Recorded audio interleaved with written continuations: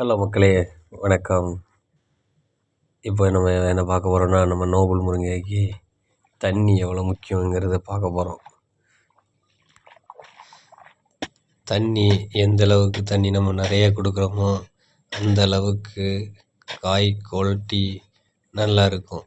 தண்ணி கம்மியாக கொடுக்க கொடுக்க காய் எண்ணிக்கை குறையும், குவாலிட்டி குறையும், நமக்கு கலர் இருக்காது, எல்லாம் குறையும்.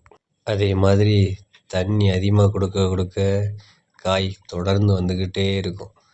தண்ணி கம்மியாக கொடுக்க கொடுக்க தொடர்ந்து வராது, காய் லென்த்தாக வராது, நிறைய கட்டை காய் விழும். அதனால் முடிஞ்ச அளவுக்கு நோபல் முருங்கைக்கு தண்ணி நிறைய கொடுங்க. காய் நிறைய பறிக்கலாம், காய் லென்த்தாக இருக்கும். அதனால் தண்ணி மட்டும் கம்மியாக கொடுக்காதுங்க, தண்ணி மட்டும் அதிகமாக கொடுங்க, உரமும் கொடுங்க, நல்லா காய்க்கும். நன்றி விவசாய பெருமக்களே.